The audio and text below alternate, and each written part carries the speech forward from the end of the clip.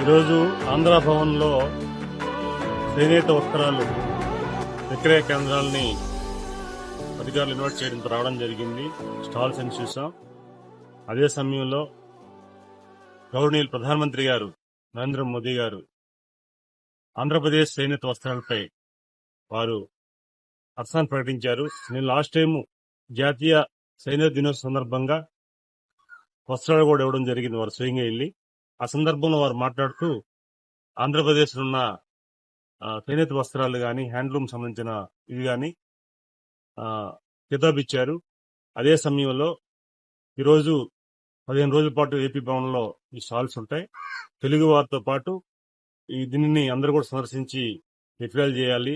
చేనేత కార్మికులు ప్రోత్సహించే విధంగా నేను కొనుగోలు కూడా చేయాలి. అందుకే నేను ప్రతి శుక్రవారం కూడా ఎక్కడున్నా సరే చేనేత వస్త్రాలు ధరిస్తారని మాట ఇవ్వడం జరిగింది. అలాగే చేస్తున్నాం.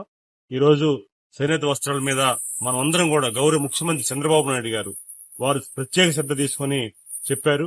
వారి సమక్షంలో నేను విజయనగరం పార్లమెంట్ పరిధిలో ₹1 కోటి ఎంపీ ల్యాడ్స్ నుంచి చేనేత వస్త్రాల తయారీ కేంద్రాన్ని మేము ఏర్పాటు చేస్తున్నాం. నారా లోకేష్ గారు స్ఫూర్తితో, ఎందుకంటే మంగళగిరి కాన్స్టిట్యూన్సీ లో వారు ఒక చేనేత కార్మికులందరూ కూడా వస్త్రాలు తయారు చేసే యంత్రాలను పెట్టి ఒకే షెడ్ ని ఏర్పాటు చేయడం జరిగింది. దానికి సంబంధించి నేను చేనేత వస్త్రాలకు సంబంధించిన మంత్రి గారికి కూడా వారికి కూడా ఒక లెటర్ కూడా రాయడం జరిగింది.